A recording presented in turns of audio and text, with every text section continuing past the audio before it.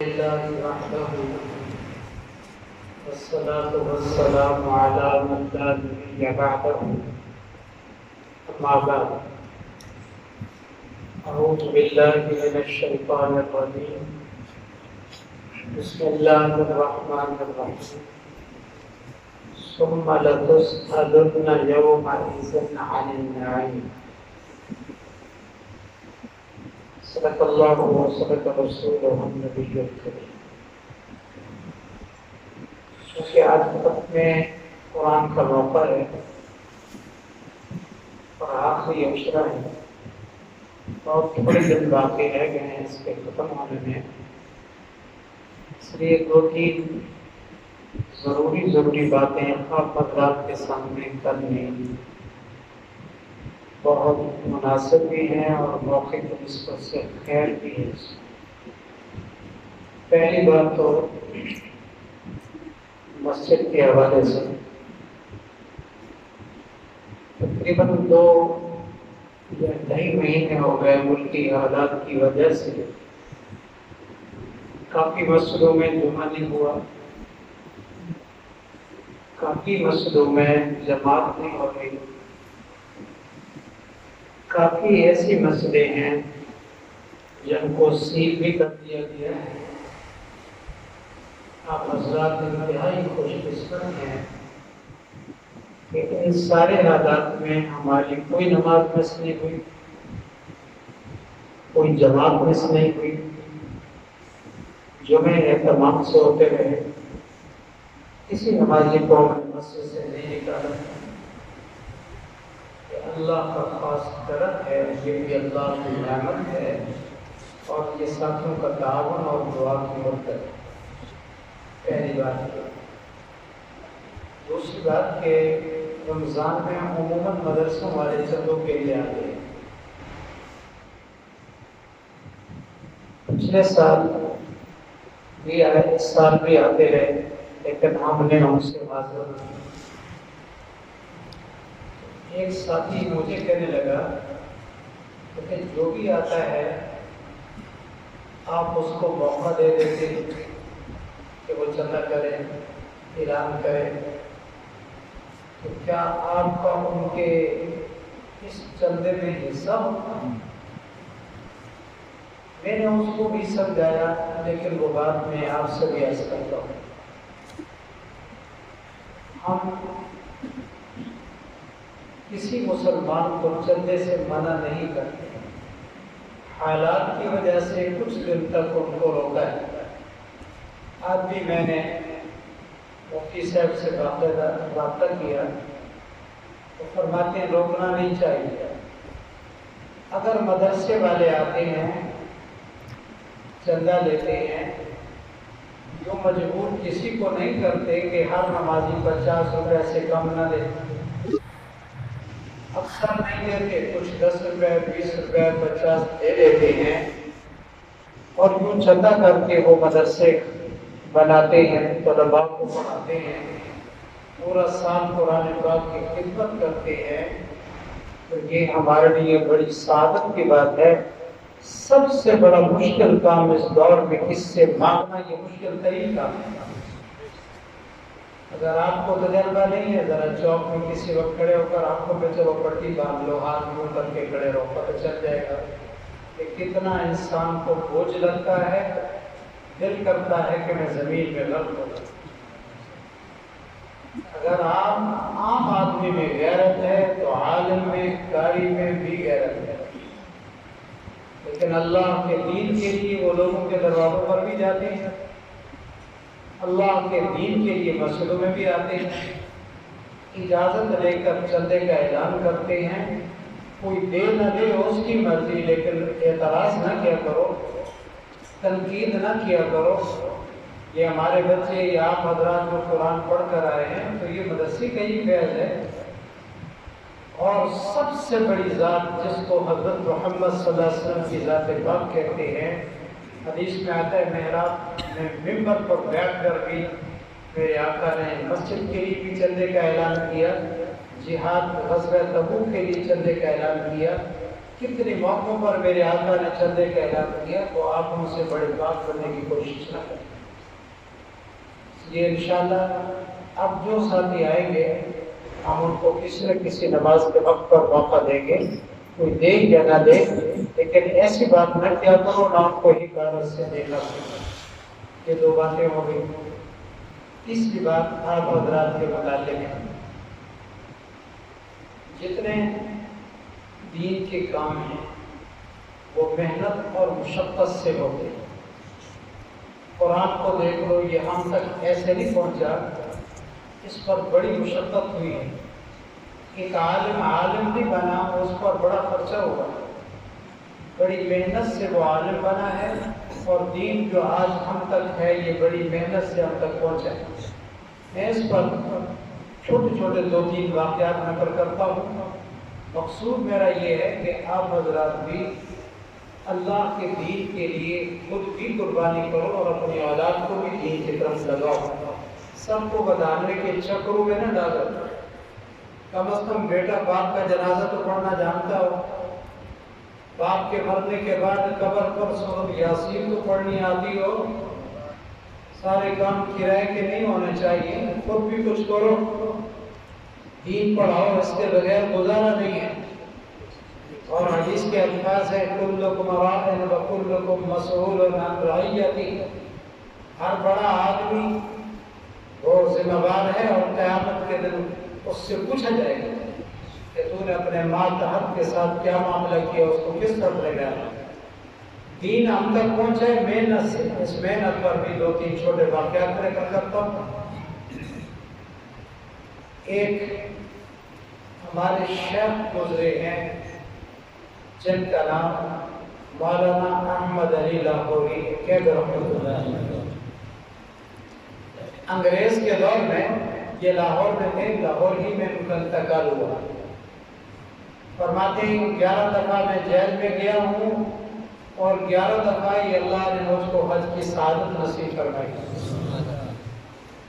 انگریز کے دور میں سزا کے کئی طریقے تھے، ان میں ایک سزا کا طریقہ یہ تھا کہ برف کا بلاک اندر سے خالی ہوتا ہے. دیکھا ہے آپ نے؟ بولو تو صحیح، دیکھا ہے؟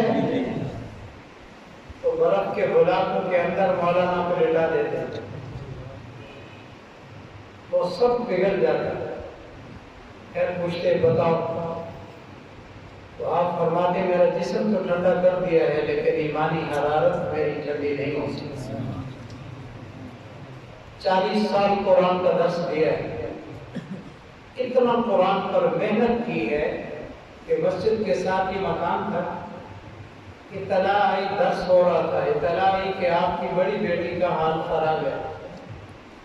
درس جاری رکھا. پھر اطلاع آئی کہ حضرت بولنا چالنا بند ہو گیا. پھر بھی درس جاری رکھا. کچھ دیر کے بعد اطلاع آئی کہ بچی کا انتقال ہو گیا. حضرت نے درس پھر بھی بند نہیں کیا. مکمل جتنی دیر دیتے تھے درس کے بعد آپ نے فرمایا بھئی دعا کر لو، اللہ کی امانت تھی، میرے اللہ نے وہ امانت دے دی. یہ قرآن کے ساتھ محنت شغف. پھر اللہ نے ان کو انعام کیا دیا. جب ان کا جنازہ اٹھا تو لاہور میں اتنا بڑا جنازہ پہلے کبھی بھی نہیں اٹھا، اور آسمان برس رہا تھا. تو جنازے کو دیکھ کر ولی کامل مولانا عبداللہ درخواسی رحمۃ اللہ نے فرمایا واہ واہ لاہوری، کیا کہتے ہیں تیرے مرنے پر اللہ کا آسمان بھی رو رہا ہے. قربانی کی ہے، یہ دین ہم تک پہنچا ہے. اور ہم اتنے کمزور ہیں، نہ درس سنتے ہیں، نہ جمعے کا بیان سنتے ہیں، نہ واعظ و نصیحت کے لیے چل کر جاتے ہیں، نہ اپنا علماء سے مسائل پوچھتے ہیں. جو ہی بس خوش ہے، کلمہ آتا ہے، کپڑے اچھے پہنے ہوئے ہیں، دکانیں زندہ باد ہیں. بس کیا ضرورت ہے ہمیں دین سیکھنے کی؟ اگر اس طرح ہماری حالت رہی تو پھر ابا مسلمان ہوگا، اولاد کا خطرہ ہے، تو پتہ نہیں کلمہ بھی اور میں رہے گا کہ نہیں رہ سکتا. مولانا عبید اللہ انور رحمۃ اللہ علیہ کہتے میرے ایک نمازی نے مجھ کو کہا کہ میرا بیٹا نماز نہیں پڑھتا، سمجھاؤ. میں انتظار میں تھا، ایک دن میرا اس کا بیٹا مجھے ملا، میں نے کہا بیٹا نماز پڑھو، اللہ سے ڈرو، وہ ہنسنے لگا۔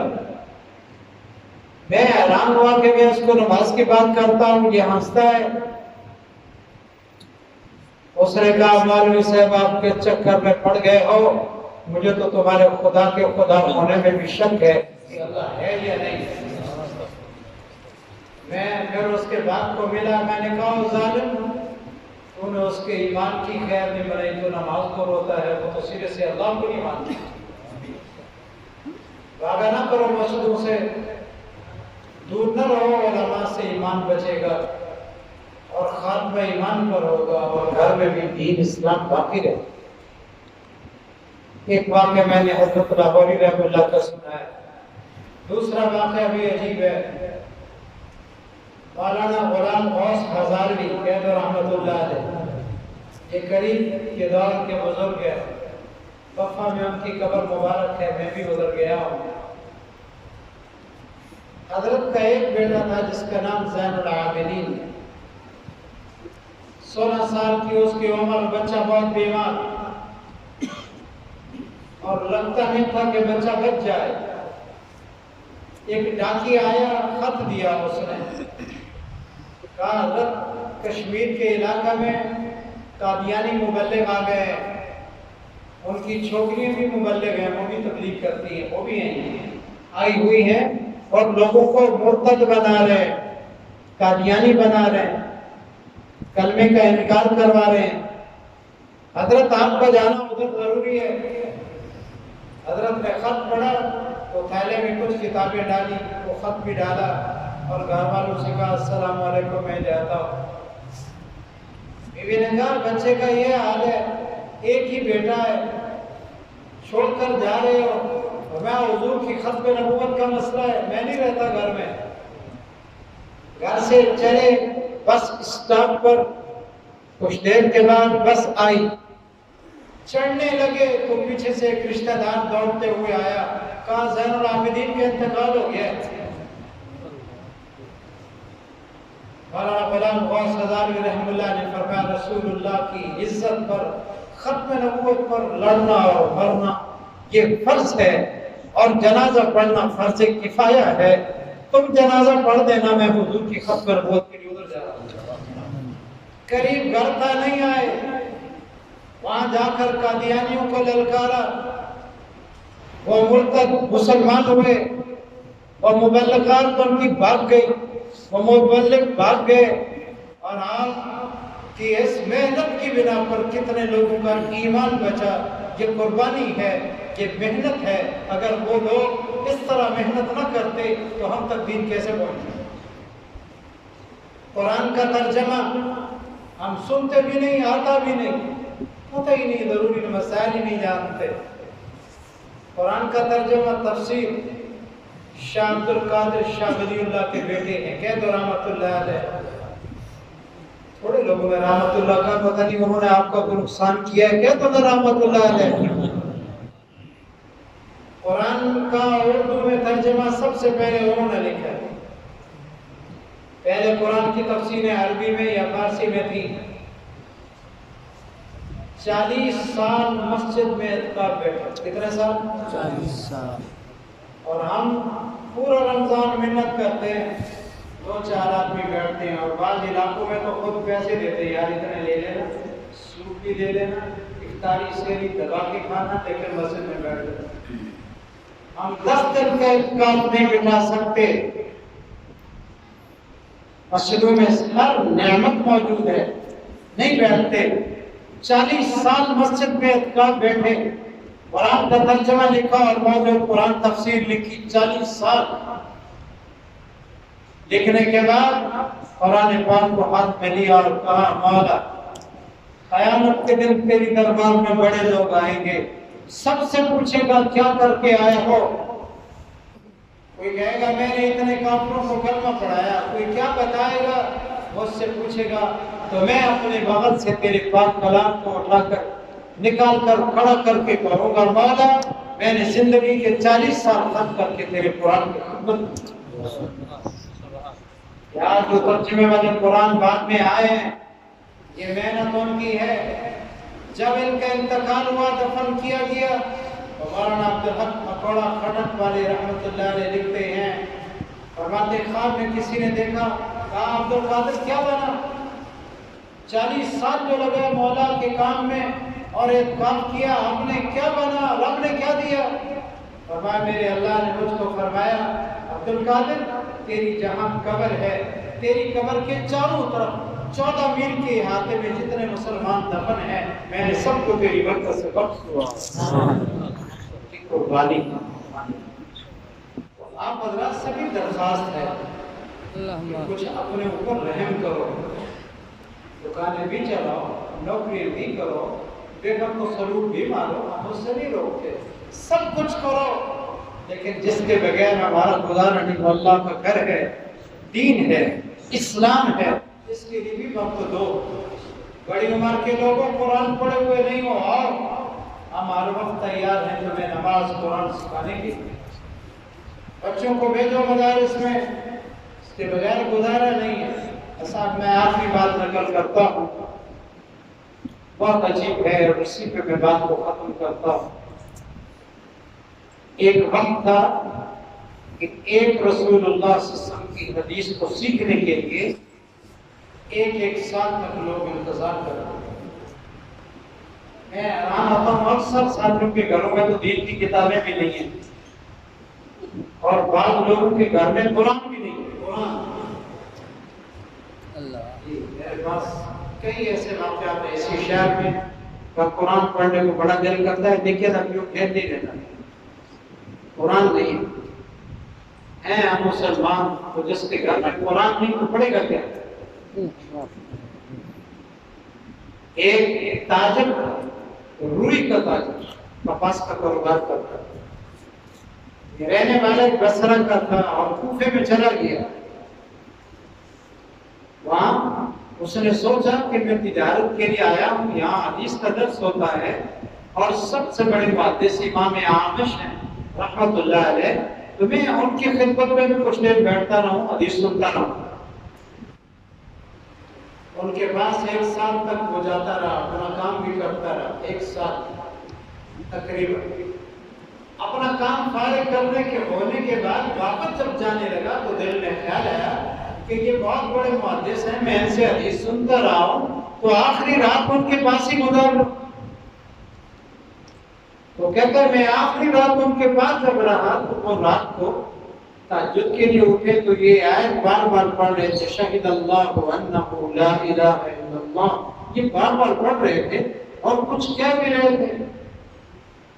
میرے دل میں خیال آیا کہ اس آیت کے متعلق کوئی خاص حدیث ہے اور استاد نے مجھے ابھی تک کوئی حدیث بتائی نہیں. صبح اٹھ کر پوچھنے لگے کہا حضرت اس آیت کو آپ ساری رات پڑھتے رہے مجھے لگتا ہے کوئی خاص بات ہے اس کے متعلق تو آپ ہمیں بتا دو. استاد کو غصہ آیا کہ اس طرح یہ سوال کر رہا ہے کہتا ہے مجھے حدیث کے متعلق اس آیت کے متعلق بتا دو کوئی بات. تو انہوں نے غصے میں کہا اللہ کی قسم 1 سال تک تجھے اس آیت کے متعلق کچھ نہیں بتا. وہ تاجر نے کوئلہ اٹھایا دیوار پر تاریخ لکھ دی 1 سال تک کوفے میں انتظار کرتا رہا. 1 سال کے بعد شیخ کی خدمت میں پہنچا اور کہا حضرت آپ کی قسم پوری ہو گئی ہے 1 سال انتظار میں گزر گیا ہے اب مجھے اس حدیث کے متعلق کچھ فرماؤ اور یہ ایسا سمجھو کیا. سبحان اللہ ایک کہہ دو وہ تاجر تھا تاجر اللہ اکبر. حضرت نے فرمایا یہ آیت عجیب ہے. رسول اللہ صلی اللہ علیہ وسلم نے فرمایا جو شخص نماز کے بعد شہد اللہ انہ لا الہ الا اللہ یہ آیت پڑھے اللہ قیامت کے دن اس کو بلائیں گے فرمائیں گے میرے بندے نے میرے ساتھ معاہدہ کیا تھا گواہی دی تھی آج میں سب سے زیادہ معاہدے کو پورا کرنے کا حق رکھتا ہوں میں ہی معاہدوں کو پورا کرنے والا ہوں اور میں تجھے اپنی ضمانت میں جنت میں داخل کرتا ہوں. یہ حدیث سنائی 1 سال تک وہ انتظار کرتے رہے پھر حدیث. آپ حضرات سے بھی درخواست ہے کہ اپنے کھانے پینے کے چکروں میں بھی رہو لیکن اپنے دین کو، ایمان کو بچانے کے لیے کچھ وقت بھی نکالو، مسجدوں سے تعلق رکھو۔ ابھی ہمارے ایک ساتھی نے یہ مسجد کی دیوار کا کام کافی مدت سے کھڑا تھا، اللہ تعالیٰ نے اس کو توفیق میں اس نے کرا دیا۔ ایک اور ساتھی کے دل میں اللہ نے بات ڈالی، اس نے یہ عمل کرا دیا۔ اس طرح مسجدوں کے کام ہر جگہ ہونے والے ہیں۔ اپنے گھر کے کام کو کام سمجھتے ہو، اس کو بھی کام سمجھو۔ یہ قبر میں کام آئے گا، آخرت میں کام آئے گا۔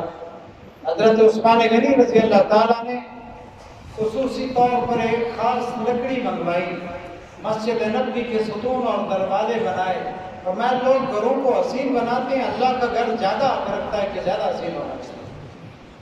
تو دین سے تعلق رکھو۔ ابھی یہ بچہ چھوٹی عمر کا ہے جس نے قرآن پڑھا ہے، تو سننے والا بھی زیادہ عمر کا نہیں ہے۔ میں کہتا ہوں اگر اللہ اس خوشی کو ظاہر کر دے کہ اس کے مصلے پر کھڑے ہونے کی، قرآن پڑھنے کی کیا فضیلت ہے، اگر اللہ اس کے ماں باپ کو، ان کے چچوں کو، خاندان والوں کو بتا دے، دکھلا دے، خوشی سے کلیجے پڑ جائیں گے۔ یہ تھوڑی بات ہے کسی کا بیٹا نبی کے مصلے پہ کھڑا ہو، قرآن پڑھے اور سنائے، یہ تھوڑی بات ہے۔ اور حدیث میں آتا ہے کہ فرشتے بھی مسجدوں میں موجود ہوتے ہیں، دعا پر وہ بھی آمین کہتے ہیں، مسلمانوں کی نمازوں میں وہ بھی دیکھتے ہیں، دعا کرتے ہیں، شریک رہتے ہیں۔ یہ بڑی سعادت ہے۔ تو اگر ہمارا ایک بچہ قرآن کا حافظ اور عالم ہے، حافظ ہے، قاری ہے، اور وہ مصلی پر کھڑے ہو کر اس نے اتنی بڑی سعادت حاصل کی، تو آپ کا بچہ بھی تو بن سکتا ہے، اس کو کیوں نہیں پڑھاتے ہو؟ کس نے منع کیا ہے؟ کون سا مدرسہ ایسا جو آپ سے فیس لیتا ہے، اس کے بغیر بچے کو داخل نہیں کرتے ہو؟ کیوں نہیں بھیجتے اپنے بچوں کو؟ اور میں اس بچے کے والد سے بھی، ان کے خاندان والوں سے عرض کرتا ہوں، اس کو عالم بناؤ۔ روٹی کا وارث اللہ ہے، نہیں بھوکا مارے گا۔ یہ ہو سکتا ہے کہ مولوی زیادہ کھائے اور مر جائے، یہ نہیں ہو سکتا کہ وہ دین سیکھے اور بھوکا مر جائے، نہیں ہو سکتا۔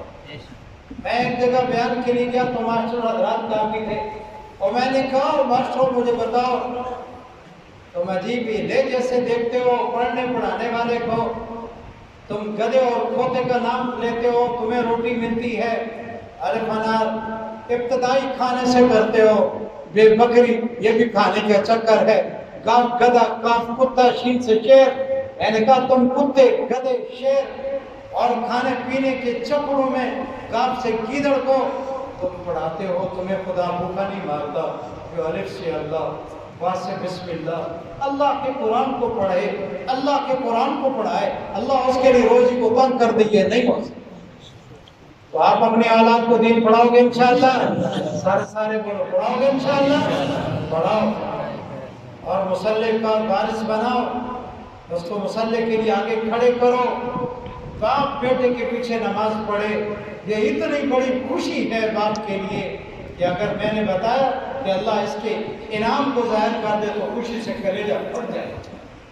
آپ حضرات انشاءاللہ پڑھاؤ گے، اور عید کے بعد انشاءاللہ مدرسہ کھولنے والے، مدرسوں میں اپنی اولاد کو بھیجو، اور جا کر ان کی خیریت میں کچھ طرح استادی یہ آتا بھی ہے یا نہیں، پڑھتا بھی ہے کہ نہیں، اور اپنی خوشی کمی میں مدرسوں کو طلباء کو نہ بولو، خوشی میں 10 دے گے بچ گئی، پریشان ہو گئے، کام کرے تو شروع سے تھوڑی بنا دو، لیکن ایک ادھر بھی بھیج دو۔ خوشی اللہ دے تو اپنے حصوں میں مسجدوں کا حصہ نکالو۔ یہ عامر بیٹھا ہے، یہ لنگڑا ہے معذور قرآن کا، میں خدا کی قسم اٹھا کے کہتا ہوں اگر یہ اللہ کی تعریف، نبی کی تعریف، اس کے چہرے پر رسول اللہ کی سنت، قرآن والی نعمت نہ ہو تو اس کو پیٹ بھی نہ دیتے۔ میں نے بڑے بڑے سیدوں کو بھیک مانگتے ہوئے دیکھا ہے، لیکن یہ کرسی پہ بیٹھ کر، ممبر پہ بیٹھ کر بات پڑھتا ہے، انعام دیتے ہیں، واہ واہ کہتے ہیں، اس کی معذوری کو نہیں دیکھتے بلکہ اور ترس اور رحم کرتے ہیں۔ وجہ یہ ہے کہ اس کے سینے میں دین ہے، قرآن ہے، زبان پر اللہ رسول کا نام ہے، اس لیے اللہ نے اس کو عزت بخشی۔ پڑھاؤ گے نا انشاءاللہ اپنے اولاد کو دین؟ اور جس نے قرآن نہیں پڑھا وہ پڑھے۔ ہمارے مدرسے میں استاد موجود ہیں، ہم خود بھی ہر وقت تیار ہیں، شروع کرو انشاءاللہ۔ ہم آپ کو نمازیں، جنازہ، ہدایت کی دعائیں یہ سب یاد کرانے کے لیے تیار ہیں۔ اللہ ہمارے مل بیٹھنے کو قبول فرمائے، ہمارے کہنے میں سننے میں جو غلطی ہوئی اللہ معاف کرے، بچوں کے پڑھنے میں جو کوتاہی ہوئی اللہ وہ بھی معاف کرے۔